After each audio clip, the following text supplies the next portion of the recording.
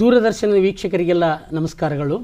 ಕಲಬುರಗಿ ಶರಣಬಸವೇಶ್ವರವರು, ಬಂದನಜ ಅವರು ಸೂಫಿ ಸಂತರು ಈ ಭಾಗದಲ್ಲಿ ಆಳಿ ನಡೆದಾಡಿದಂಥ ಈ ಭೂಪ್ರದೇಶದಲ್ಲಿ ಸಾಹಿತ್ಯಿಕವಾಗಿ, ಸಾಂಸ್ಕೃತಿಕವಾಗಿ, ಕಲೆಗಳಲ್ಲಿ ಯಾವತ್ತೂ ನಡೆದು ಬಂದಿರತಕ್ಕಂಥ ಪ್ರದೇಶವಾಗಿದೆ. ಆ ನಿಟ್ಟಿನಲ್ಲಿ ಇವತ್ತು ನಮ್ಮ ಭಾಗದಲ್ಲಿ ಸಾಹಿತ್ಯಿಕವಾಗಿ ಯಾವ ರೀತಿಯನ್ನು ಕೆಲಸ ನಡೆದಿದೆ, ಸಂಗೀತವಾಗಿ ಯಾವ ರೀತಿ ನಡೆದಿದೆ ಅನ್ನುವಂಥದ್ದನ್ನು ಈ ಭಾಗದ ಪರಿಚಯವನ್ನು ನಾನು ಮಾಡಿಸ್ಕೊಡ್ತಾ ಇದ್ದೀನಿ. ಸರ್ ನಮಸ್ಕಾರ. ನಮಸ್ಕಾರ ಸರ್. ನಮಸ್ಕಾರ. ತಾವು ಮೂಲ ಯಾವ ಊರಿನಿಂದ ಬಂದವರು, ತಮ್ಮ ಪರಿಸರ ಏನು, ತಮ್ಮ ಕುಟುಂಬದ ವಾತಾವರಣ ಹೇಗಿತ್ತು, ಅದನ್ನೆಲ್ಲ ನಮ್ಮ ವೀಕ್ಷಕರಿಗೆ ಸ್ವಲ್ಪ ಪರಿಚಯ ಮಾಡಿಕೊಡ್ತೀರಾ? ಊರು ವಿಜಯಪುರ ಜಿಲ್ಲೆಯ ಸಣ್ಣ ಹಳ್ಳಿ ದದಾಮಟ್ಟಿ. ಊರ ಸಮೀಪದಲ್ಲಿಯೇ ಸಾರವಾಡ ಸಂತೆಯಾಗುವ ಊರು, ಪೋಸ್ಟ್ ಆಫೀಸಿದ ಊರು, 7ನೇ ವರ್ಗದವರೆಗೆ ಅಭ್ಯಾಸ ಮಾಡ್ತಕ್ಕಂಥ ಒಂದು ದೊಡ್ಡ ಶಾಲೆ ಅಲ್ಲಿತ್ತು. ಆ ಊರ ಮಗ್ಗಲದಲ್ಲಿ ದದಾಮಟ್ಟಿ ಒಂದು ಸಣ್ಣ ಹಳ್ಳಿ. ಆ ಹಳ್ಳಿಯ ಅತ್ಯಂತ ಬಡ ಕುಟುಂಬ ನಮ್ಮದು.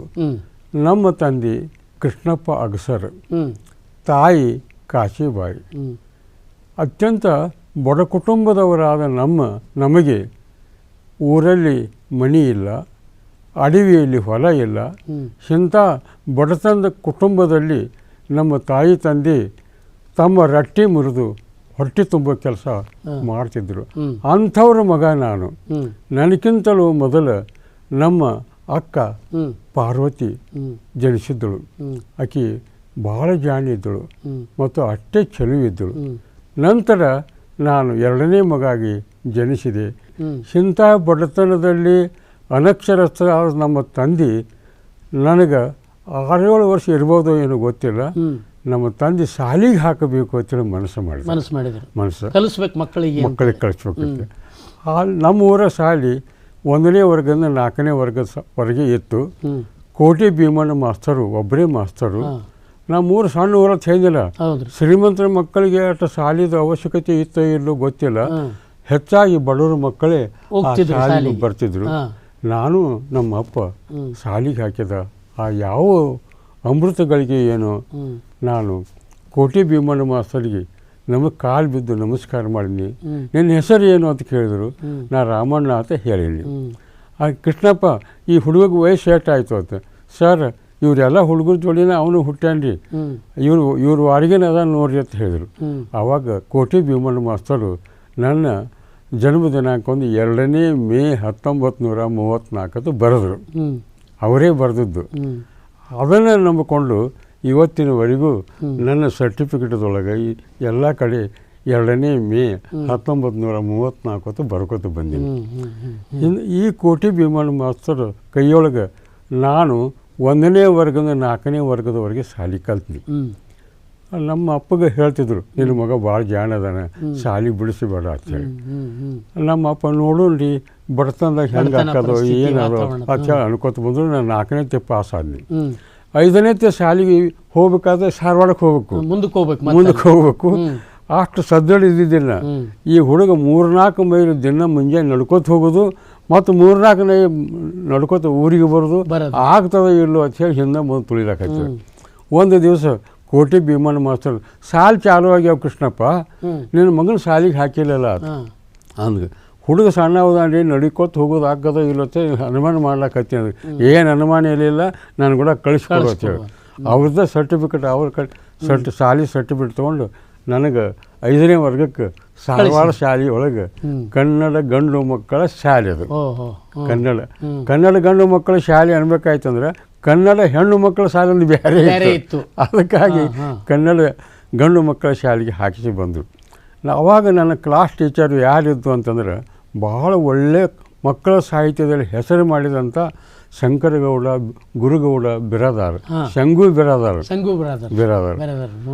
ಬಿರಾದಾರ್ ಅವರು ನನಗೆ ಶಿಕ್ಷಕರಾಗಿದ್ದರು.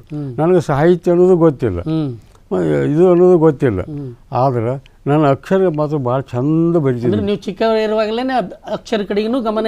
ನಾನು ದುಂಡು ಅಕ್ಷರ ಬರೀದು, ಚಿತ್ರ ತೆಗೆದ್ರು ಭಾಳ ಚಂದ ಚಿತ್ರ ತೆಗಿತೀನಿ ಏನ್ರಿ.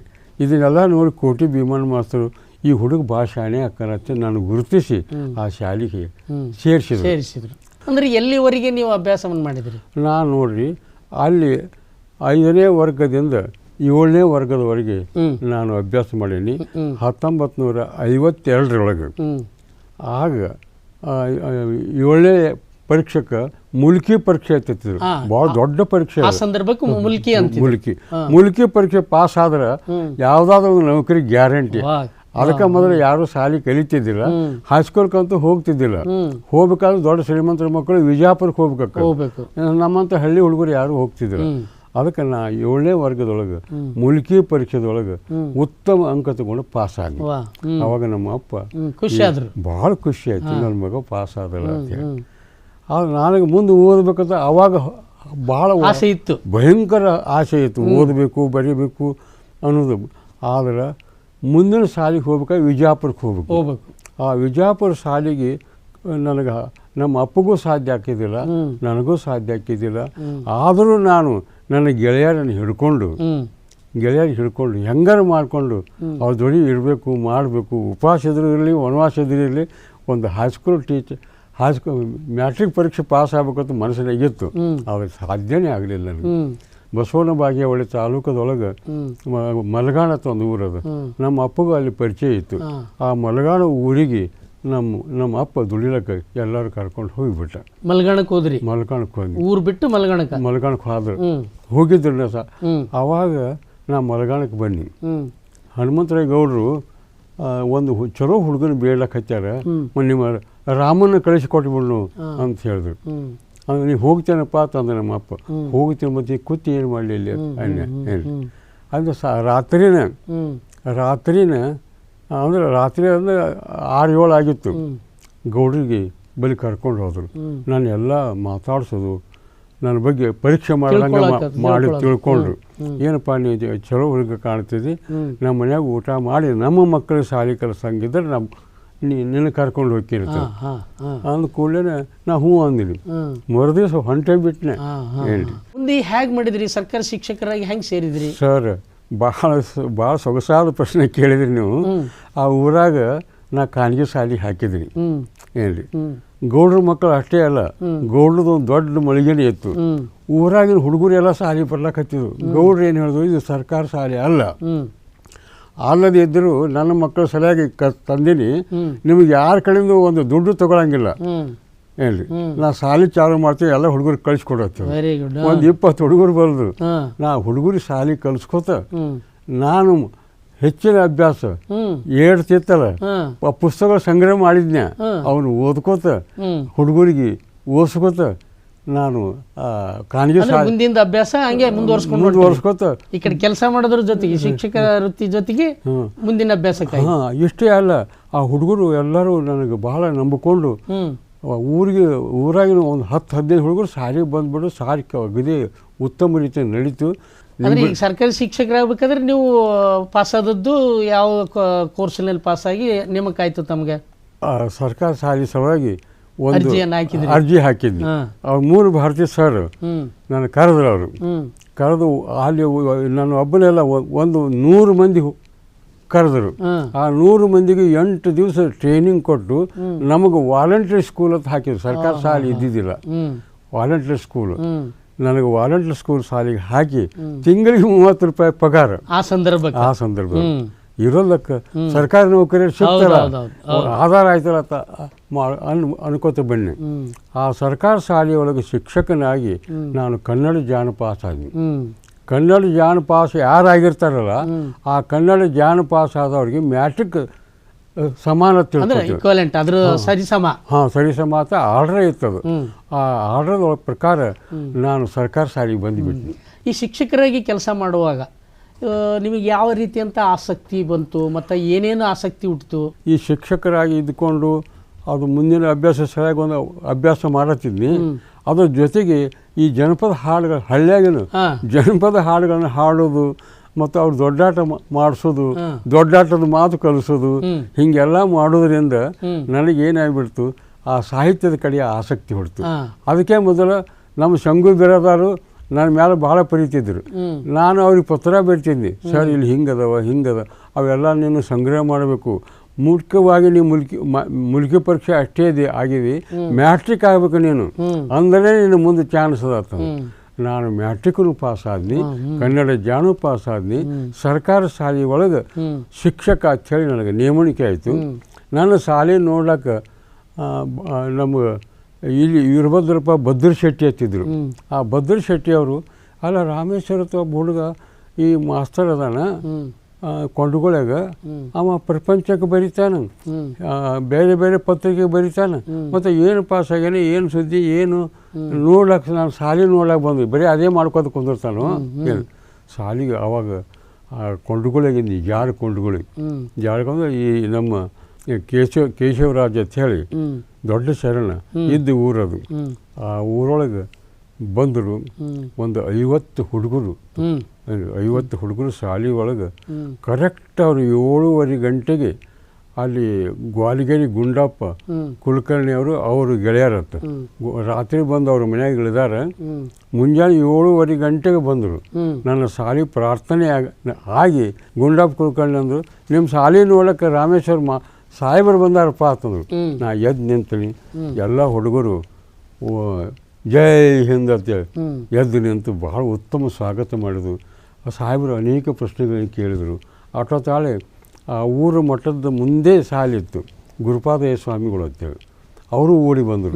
ಬಂದು ನಮ್ಮ ಶಾಲೆ ಮಾಸ್ತರ್ ಭಾಳ ಶಾಣೆ ಅದಾನ್ರಿ ಅಂತ ಹೇಳಿ. ಸಾಹಿತ್ಯದ ಬಗ್ಗೆ ನಿಮಗೆ ಒಳ್ಳೆ ಹೆಂಗೆ ಬಂತು? ಅದೇ ಈಗ ಜಾನಪದದ ಬಗ್ಗೆ ನಿಮ್ಗೆ ಗೊತ್ತದ ಅಂತ ಹೇಳ್ತೀರಿ, ಸಾಹಿತ್ಯದಲ್ಲಿ ಮಕ್ಕಳದ ಸಾಹಿತ್ಯ ಬಂತು, ಇದನ್ನೆಲ್ಲ ಆಸಕ್ತಿ. ಅವಾಗ ಏನು ಮಾಡ್ತೀನಿ, ಸಣ್ಣ ಈ ಪ್ರಪಂಚಕ್ಕೆ ಸಂದೇಶಕ್ಕೆ ಅದು ವಿಜಯ ಕರ್ನಾಟಕ ಒಂದಿತ್ತು, ಜಯಂತಿ ಹತ್ತಿತ್ತು ಒಂದು ಧಾರವಾಡದಾಗ, ಅಲ್ಲಿ ಬರೆದು ಕಳಿಸಿದ್ನ. ಆ ಬರೆದು ಕಳಿಸೋ ಹೊತ್ತಿನಾಗ ನನ್ನ ಸಾಹಿತ್ಯ ಸಣ್ಣ ಲೇಖನಗಳು ಬರ್ತಿದ್ನಲ್ಲ, ಆ ಎಲ್ಲ ಲೇಖನಗಳನ್ನು ಕೂಡಿಸಿ 1959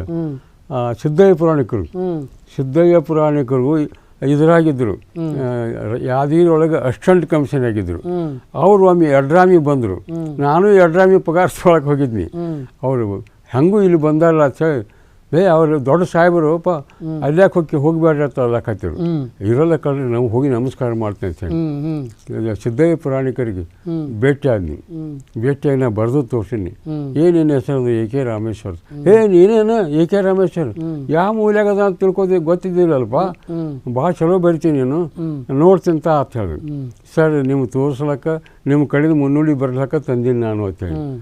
ಅಂದ್ರೆ ಅದು ಮೊದಲನೇ ಕೃತಿ ಯಾವ್ದ್ರಿ? ಅದು 1959 ಪ್ರಿಂಟ್ ಆಗಿದ್ದು ಜೀವನ ಪುಷ್ಪ ಅನ್ನುವಂಥದ್ದು ಮೊದಲನೇ. ಅದು 1959 ಎಷ್ಟಂದ್ರೆ ಒಂದು 32 ಪುಟ ಇತ್ತು. ಅದು ಅಷ್ಟು 32 ಪುಟ. ನಾನು ಬರೆದಿದ್ದು ಭಕ್ತಿ, ಜ್ಞಾನ, ತ್ಯಾಗ ಇಂಥವು ಸಣ್ಣ ಆರ್ಟಿಕಲ್ ಇದ್ದು ಅವಾಗ. ಏನ್ರಿ, ನಿಮ್ಗೆ ಇನ್ನೊಂದು ಅವಕಾಶವನ್ನು ಕೂಡಿ ಬಂತು.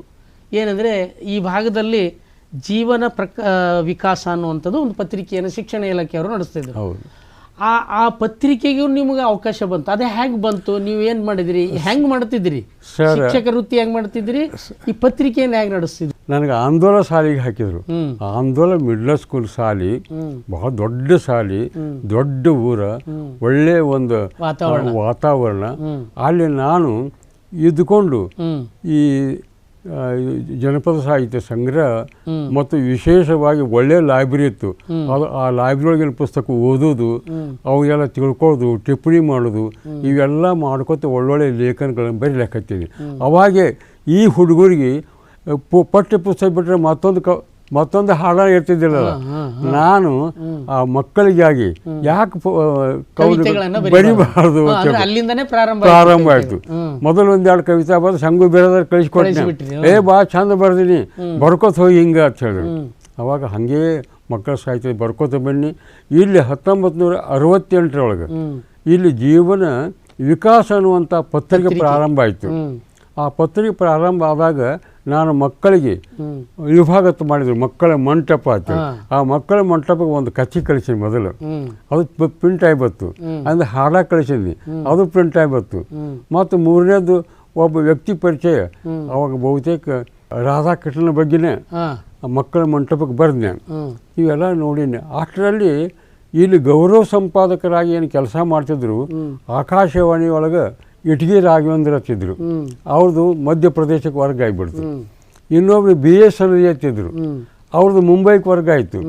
ಈ ಎರಡೂ ಜಾಗ ತುಂಬಬೇಕಾಯ್ತು ಅಂದರೆ ಯಾರು ಇರಬೇಕು?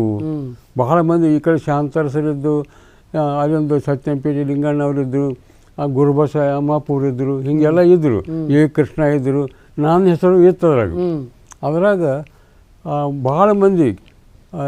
ಏನು ರಾಮೇಶ್ವರ ಭಾಳ ಒಳ್ಳೆ ಶಿಕ್ಷಕ ಅದಾನ, ಆಮೇಲೆ ಭಾಳ ಸಿನ್ಸಿಯರ್ ಅದಾನ, ಅವ ಉಪಾಧ್ಯಾಪದ ಮನುಷ್ಯ ಅಲ್ಲ, ಅವನಿಗೆ ಹಾಕಿದ್ರೆ ಹೆಂಗೆ ಆಕತ್ತ ಇಲ್ಲಿ ಕಾರ್ಯಕ್ರಮ ಮಾಡೋ ವಿಚಾರ ಮಾಡುವಾಗ. ಅವಾಗ ನನಗೆ ಮೊದಲೇ ಶಾಂತಯ್ಯ ಕೆಂಪಯ್ಯ ಮಠ ಅವ್ರ ಪರಿಚಯ ಇತ್ತು. ಹೆಂಗೆ ಪರಿಚಯ ಅಂದರೆ ನಾ ಕೊಂಡ್ಗಳಿಗಿದ್ನಿ, ಅವರು ಹುಣಸಿಗಿದ್ರಲ್ಲಿ, ಅವಾಗ ಗೊತ್ತಾಗ್ತಿತ್ತು, ಪರಿಚಯ ಆಯಿತು. ಹಿಂಗೆ ಪರಿಚಯ ಆಗೋದ್ರಿಂದ ನನಗೆ PM ಗಲಗಲಿ ಅವ್ರಿಗೆ ಇಟಗಿ ರಾಘವೇಂದ್ರ ಜಾಗ ತಗೊಂಡ್ರು, BS ಅನ್ನೋ ಜಾಗ ನನಗೆ ತಗೊಂಡ್ರು. ನಾನು ಒಳ್ರಿ ಸರ್ ಅಂತಾನೆ, ಅಂಥ ದೊಡ್ಡ ಊರಾಗ ನಮ್ಮಂಥ ಸಾಮಾನ್ಯ ಶಿಕ್ಷಕರಲ್ಲಿ ಇರೋದು ಹೆಂಗೆ, ಮನೆ ಬಾಡಿಗೆ ಮತ್ತೊಂದು ಮುಗಿದು ನನಗೆ ಆಗೋದಿಲ್ಲ, ಆರಾಮದೀನಿ ಒಳ್ಳೆ ಆತಾನೆ. ಅವಾಗ ನಿನಗೇನು ಗೊತ್ತದ, ನಿನ್ನ ಸಾಹಿತ್ಯ ಬೆಳೀತದೆ, ಇಲ್ಲಿ ಕೂತ್ರೆ ನೀನು ಬೆಳೆಯಂಗಿಲ್ಲ, ಸಾಹಿತ್ಯ ಬೆಳೆಯಂಗಿಲ್ಲ, ಅದು ಒಳ್ಳೆ ಮಾಸ್ತರ್ ಅನ್ಸ್ಕೊತೀನಿ, ನನಗೆ ಗೊತ್ತದ ಅಂತಂದ್ರು. ಅಂದರೆ ಎಷ್ಟು ಕವಿತೆಗಳನ್ನು ಇಲ್ಲಿವರೆಗೆ ನೀವು ಬರೆದಿದ್ದೀರಿ ಮತ್ತು ಎಷ್ಟು ಆ ಪ್ರಶಸ್ತಿಗಳನ್ನು ಬಂದಿದ್ದಾವೆ? ಸರ್, ನಾನು 1984 ನಾನು ಸ್ಟೇಷನ್ ಗಣಗಾಪುರಕ್ಕೆ ಇಲ್ಲಿ ಆಂದೋಲನದಿಂದ ಚಕ್ಕರಕಟ್ಟ ಶಾಲೆಗೆ ಬನ್ನಿ. ಮುಂಜಾನೆ ಶಾಲೆ ಕಳಿಸೋದು ಫಸ್ಟ್ ಸಮಯ, ಅದು ಮಧ್ಯಾಹ್ನದಾಗ ಆ ಕೆಲಸಕ್ಕೆ ಶಿಫ್ಟ್ ಸಿಸ್ಟಮ್ ಮತ್ತು ಇದು ಶಾಲೆಗಳು ಏನ್ರಿ. ನಾನು ಮೊದಲೇ ಇದ್ದು 12 ತನಕ ಶಾಲೆ ಕಲಿಸಿ ನಾನು 1 ಗಂಟೆಯಿಂದ ಆ ಕಡೆ ಮಕ್ಕಳು ಹೋಗಿಬಿಡ್ತೀನಿ. ಅಲ್ಲಿ ಹೋದ್ನಂದ್ರೆ ಪತ್ರಿಕೆ ಕೆಲಸ ಮಾಡೋದು, ಪ್ರೆಸ್ಸಿಗೆ ಹೋಗೋದು, ಕರೆಕ್ಷನ್ ಮಾಡೋದು, ಎಲ್ಲ ಕೆಲಸದಲ್ಲಿ ನಾನು ತೊಡಗಿಬಿಟ್ನೆ, ಎಲ್ಲವನ್ನು ಮರೆಸಿಬಿಟ್ನೆ. ಸಾಹಿತ್ಯ, ಮಕ್ಕಳ ಸಾಹಿತ್ಯ, ಮಕ್ಕಳಿಗೆ ಕಲಿಸೋದು ಇವೆಲ್ಲ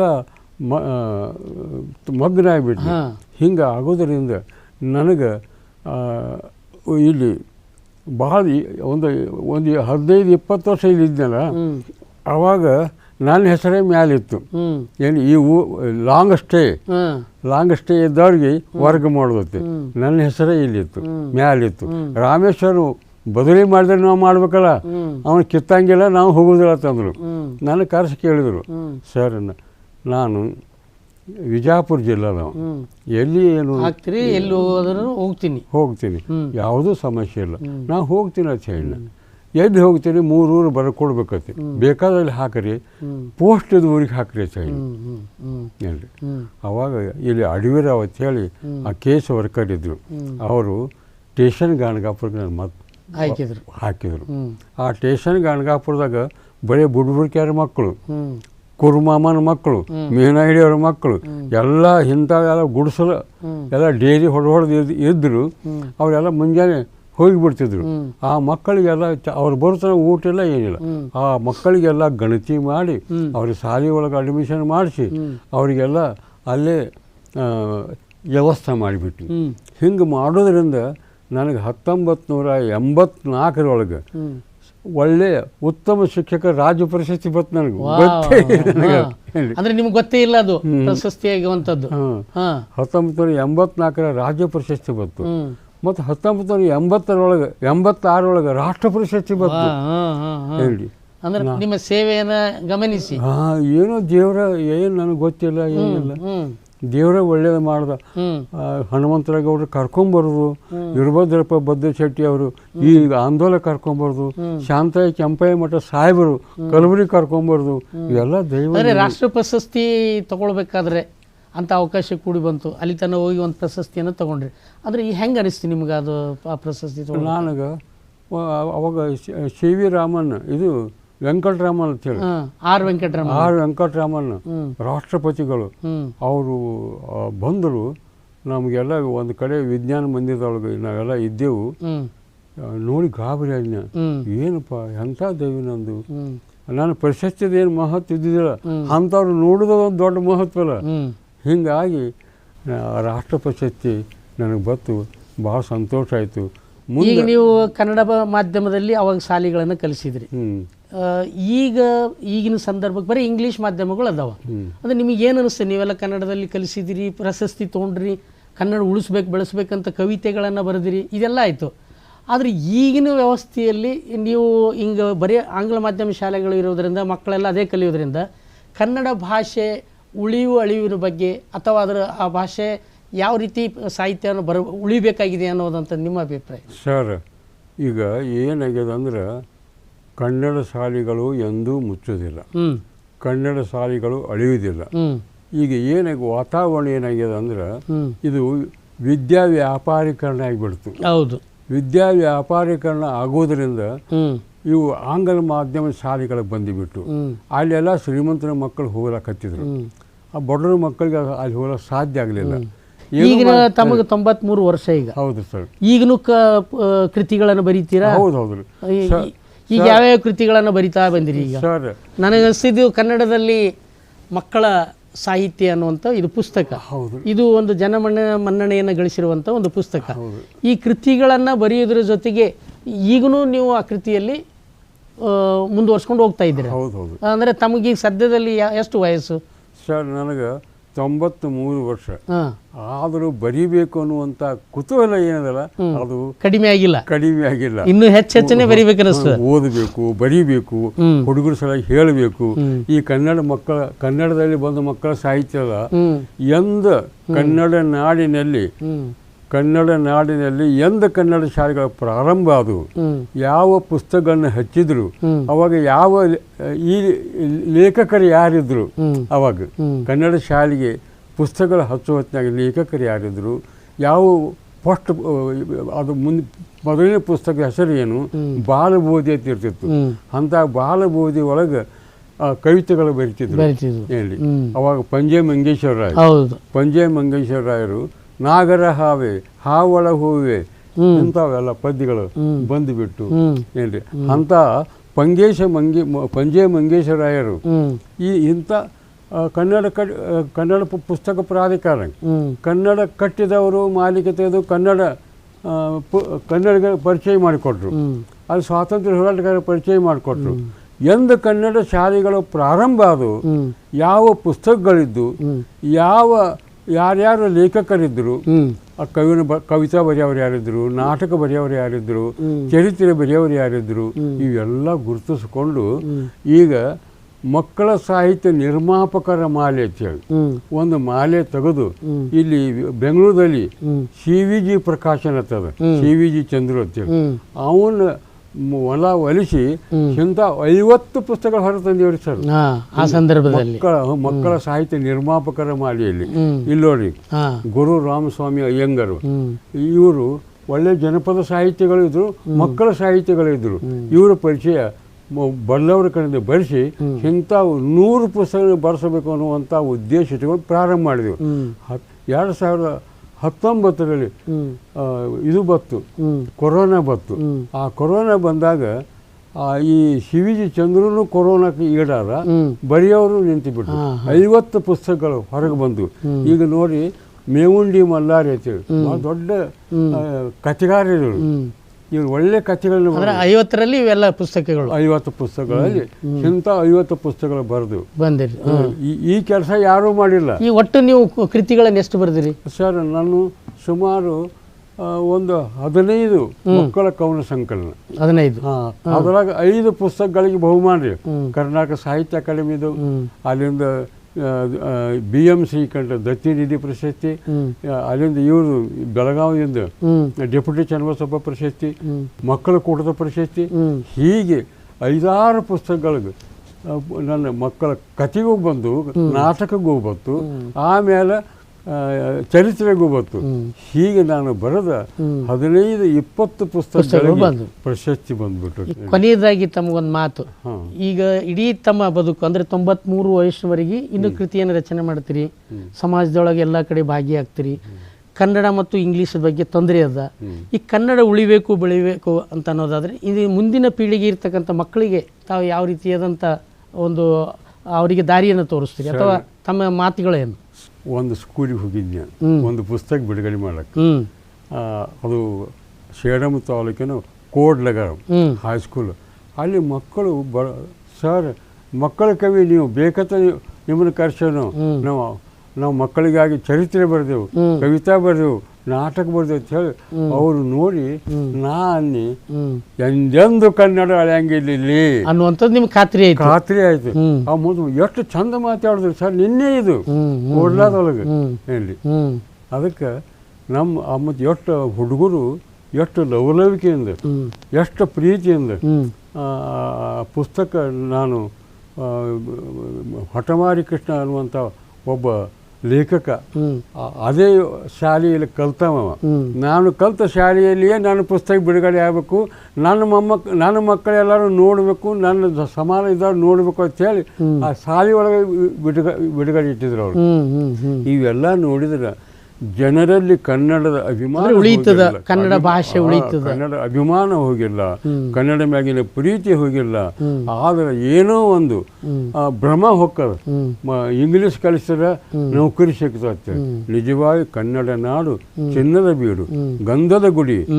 ಇದು ನಾನೇ ಖಾನಗಿಯಾಗಿ ಮ್ಯಾಟ್ರಿಕ್ ಪರೀಕ್ಷೆ ಪಾಸ್ ಆದ್ನಿಲ್ಲ, ಖಾನಗಿಯಾಗಿ ಹೇಳಿ. ಮತ್ತು ಕನ್ನಡ ಜಾಣ ಪಾಸಾಗಿ ಇವತ್ತು ಸುಮಾರು 10 ಕಥಾ ಸಂಕಲನಗಳು ಬಂದು. ಒಂದು ಕಥಾ ಸಂಕಲನ ನನಗೆ ಕನ್ನಡ ಸಾಹಿತ್ಯ ಪರಿಷತ್ತಿನ ಬಹುಮಾನ ಬಂತು, ದೊಡ್ಡ ಬಹುಮಾನ. ಆಮೇಲೆ ನಾಟಕಗಳಿಗೆ ಬಂತು, ಅದು ಕವನಗಳಿಗೆ ಬಂತು. ಈಗ ಕನ್ನಡದ ಮಕ್ಕಳ ಸಾಹಿತ್ಯ ಇದು ಎಷ್ಟು ಪುಟ ಅದಂದ್ರೆ 500 ಪುಟದ ಪುಸ್ತಕ. ಎಂದು ಕನ್ನಡ ಶಾಲೆಗಳು ಪ್ರಾರಂಭ ಆದವು, ಎಂತೆಂಥ ಲೇಖಕರು ಕವನಗಳನ್ನು ಬರೆದರು, ಅವನನ್ನು ಸೇರಿಸಿದರು. ನಾಟಕಗಳನ್ನು ಯಾರು ಬರೆದರು, ಅವು ಸಣ್ಣ ನಾಟಕಗಳು ಸೇರಿಸಿದರು. ಆಮೇಲೆ ಜೀವನ ಚರಿತ್ರೆಗಳು ಬಂದು ಹೀಗೆಲ್ಲ ಬಂದಿದ್ದು ಕ್ರಮೇಣ. 1875 ಬಾಷಲ್ ಮಿಷನ್ ಮಂಗಳೂರಿಗೆ ಬತ್ತು. ಅವಾಗ ಕಿಟಲ್ ಅವರು ಬಂದರು. ಕಿಟಲ್ ಅವರೇ ಕನ್ನಡ ಮಕ್ಕಳ ಸಾಹಿತ್ಯಕ್ಕೆ ಹೆಚ್ಚಿನ ಆದ್ಯತೆ ಕೊಟ್ಟರು. ಕಾರಣ ಏನು ಅಂತಂದ್ರೆ, ಮಕ್ಕಳು ಕನ್ನಡವನ್ನು ಕಲ್ಕೊಂಡ್ರು ಅಂತಂದ್ರೆ ನಮ್ಮ ಮತ ಪ್ರಚಾರ ಆಗ್ತದೆ ಆ ಪುಸ್ತಕಗಳು ಓದುವುದರಿಂದ. ಹೀಗೆ ಕನ್ನಡ ನಾಡಿನಲ್ಲಿ ಕನ್ನಡವೇ ಒಳ್ಳೆ ಉತ್ತಮವಾದಂಥ ಮಾತೃಭಾಷೆ. ಈ ಭಾಷೆ ಉಳಿತದ, ಯಾರು ಏನು ಮಾಡಿದ್ರು ಅಳೆಯಂಗಿಲ್ಲ. ಕನ್ನಡ ರಾಜರಾಜೇಶ್ವರಿ ನಮ್ಮನ್ನು ಕಾಪಾಡಲಿಕ್ಕೆ ಸಿದ್ಧಳಾಗಿದ್ದಾಳೆ. ಅದಕ್ಕೆ ನಮ್ಮ ಕವಿಗಳು ಸಹಿತ ಕನ್ನಡ ಕನ್ನಡ ಬರೀ ನಮ್ಮ ಸಂಗಡ ಅನ್ನುವಂಥ ಹಾಡುಗಳನ್ನ ಹಾಡ್ತಾರೆ. ಮಕ್ಕಳು ನಾವು ಹಾಡಿದಂತೆ ಅವರು ಹಾಡ್ತಾರೆ.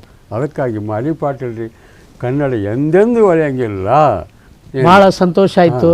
ತಾವು ಇಲ್ಲಿಯವರೆಗೆ ನಮ್ಮ ವೀಕ್ಷಕರಿಗೆಲ್ಲ ತಮ್ಮ ಇಡೀ ಬದುಕು ಬರಹ ನಡೆದು ಬಂದ ರೀತಿ, ತಾವೆಲ್ಲ ಏನೆಲ್ಲ ಕೆಲಸ ಮಾಡಿದ್ದೀರಿ ಅನ್ನುವಂಥದ್ದನ್ನು ಪರಿಚಯ ಮಾಡಿಸ್ಕೊಟ್ರಿ.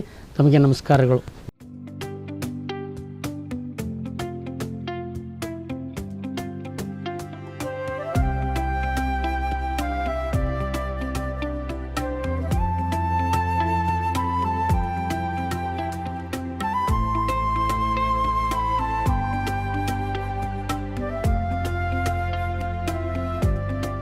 ನಿಮಗೆ ಅನಂತ ಧನ್ಯವಾದಗಳನ್ನು ನಮಸ್ಕಾರ. ನಾನು ಅರ್ಪಿಸ್ತೇನೆ. ನಮಸ್ಕಾರ.